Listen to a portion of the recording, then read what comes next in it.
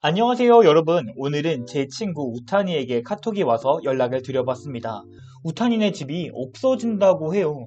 그래서 네 집 어딘데? 라고 물어보니까 이렇게 인도네시아에 있는 보르네오 섬이라고 합니다. 근데 너 집 왜 없어졌어? 라고 물어보니까 인간들이 팜유 산업 때문에 자기네 집을 몽땅 태워버렸다고 합니다. 그래서 말인데 우탄이네 집은 지금 팜유 산업 때문에 다 없어진다고 해요. 그러면 우리들의 집, 지구는 과연 몇 년이나 버틸 수 있을까요? 안녕하세요, 빅토리쌤입니다. 오늘은 지난 영상 경영학과 편에서 환경공학과 해주세요 라는 질문이 들어와서 오늘 환경공학과에 대해서 이야기를 해보도록 하겠습니다. 환경공학과는 큰 학문이며 자원환경, 환경보건, 건설환경 등 다양하게 파생되는 중요한 학문입니다. 이 학문에서 요구되는 능력 및 탐구는 오염, 수학, 화학으로 정리할 수 있겠습니다. 그래서 오늘은 지구촌 문제를 해결하며 학업 역량 또한 높일 수 있는 보고서 주제를 한번 잡아보겠습니다. 그래서 오늘의 주제, 우탄이가 왜 집이 없어졌을까? 팜유로 인해 어떤 환경 오염이 있을까? 바로 출발합니다. 우선 팜유에 대해서 알아보도록 하겠습니다. 팜유란 오일팜의 과육에서 착유되는 상온에서의 고체 물질이면서 우리가 먹고 생활하는 모든 부분들에 들어가 있는 오일이라고 생각해 주시면 좋겠습니다. 제가 좋아하는 과자, 라면, 아이스크림도 다 팜유가 들어가 있다니 굉장히 신기하지 않나요? 이런 팜유 산업으로 인해서 산림이 파괴되고 생태계가 무너지면서 대기 오염이 점점 더 심해진다고 하는데요. 또한 과다한 질소 비료가 토양과 수질로 스며들면서 굉장히 심각한 오염을 일으킨다고 합니다. 실제로 팜유 산업은 다른 산업보다 6배 이상의 질소 비료를 사용하고 있다니까 어마어마한 결과가 초래할 수 있겠죠. 우선 이러한 문제점들을 면밀하게 살펴보고 팜유의 수입과 수출, 그리고 농작물 생산량 등을 알아보기 위해서 인도네시아 통계청 및 농업부 홈페이지에서 자료를 직접 수집합니다. 이런 활동을 통해 생산량 및 인구 GDP 대비 비율을 알 수 있겠습니다.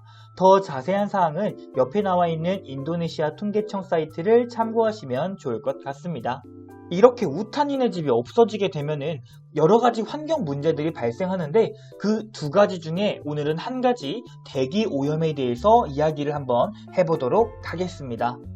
그리고 이런 보고서 주제를 통해 혹시 학교에서 인권교육을 자율활동 시간에 들었다면 아동 노동이라든지 임금 착취, 인권 침해에 대해서 추가적으로 조사해보는 것도 좋겠죠?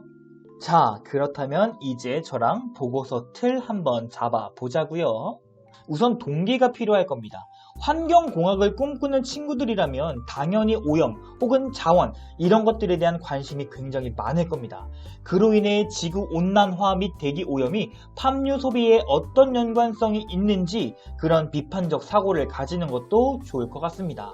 그래서 팜유로 인해 어떤 환경오염이 발생하는지를 찾고 그 중에서 오늘은 대기오염에 대해서 이야기를 해보는 겁니다. 이러한 활동을 통해 전공성, 통계 분석력, 문제 해결력 등을 어필하면 참 좋을 것 같습니다. 자, 이제 활동을 시작해 보겠습니다. 인도네시아 통계청 및 농업부 자료를 찾고 그 자료를 통해 팜유가 얼마나 많이 소비가 되고 있고 농업에서 얼마나 큰 비중을 차지하고 있는지 알아보는 거죠. 이 부분에서 나 통계 짱 잘해, 통계 자료 잘 분석할 수 있어 라는 능력을 어필해 주시면 좋을 것 같습니다. 또한 이런 소비로 인한 2차 오염, 즉 대기 오염에 대해서 찾아보는 겁니다. 지구의 산소 라인이라고 불리우는 이 맹그로브 라인이 파괴되면 지구의 대기질이 어떻게 변화가 되고 어떤 영향을 주는지 찾아보는 겁니다. 대기질 개선에 대한 논문들은 논문 사이트에서도 쉽게 찾아보실 수 있을 겁니다. 이 두 가지 탐구 과정을 토대로 세 번째 활동을 시작해 보도록 하겠습니다. 1헥타르 파괴 시 산소 배출량을 조사하고 지구 온난화 및 미래 대기질 예상 시나리오를 그래프화 혹은 시각 자료화 시키는 겁니다. 그래서 앞으로 지구 대기 수명이 몇 년이 남았는지 그 심각성을 예측하는 미래 보고서를 만드는 거죠. 이 시각 자료를 만든다면 통계 자료와 전공성 및 문제 해결력을 키우실 수 있을 겁니다.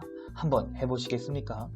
이렇게 이쁘게 만든 다음에 선생님께 보고서 양식에 맞춰서 보고서를 전달해 드린다면 너무나 좋아하시지 않을까요? 함께 읽으면 좋을 책에 대해서도 말씀을 드려볼게요. 광고 진짜 아니라니까요. 첫 번째는 환경백서라는 책이 있습니다. 이 책은 대학교에서도 굉장히 유용하게 쓰일 수 있는 책인데요. 근데 이 책이 600페이지가 넘습니다. 이거 추천했다가 괜히 욕먹는 거 아닌지 모르겠지만 그 중에서도 제2절 선제적 기후변화 대응이라는 파트가 있습니다. 이 파트를 활용해 주시면 참 좋을 것 같습니다. 두 번째는 통계의 미학이라는 책인데요. 이 책 같은 경우는 데이터 수집을 어떻게 하는지, 데이터 수집의 중요성, 통계적으로 사고하는 방법, 그런 것들을 알려주는 책입니다. 통계 자료가 어떻게 만들어지고 어떻게 쓰여지는지에 대해서도 알 수 있는 책이니까요. 통계를 필요로 하는 학생들이라면 꼭 한번은 읽어보셨으면 좋겠습니다. 우리 책 좀 읽어주세요. 이렇게 이쁘게 보고서를 만들었다면 이제는 어필 또한 해야겠죠? 이런 식으로 인도네시아 통계청까지 뒤졌는데 생활기록부에 오랑우탄에 관심이 많음 이렇게만 쓰여져 있으면 열받잖아요. 그러니까 옆에 나와 있는 것처럼 요약본을 통해서 선생님께 반드시 어필을 해야 돼요. 내가 어떻게 연구를 했습니다 라는 식으로 명확하게 말씀을 드려야 생활기록부에 그렇게 써질 수가 있으니까요.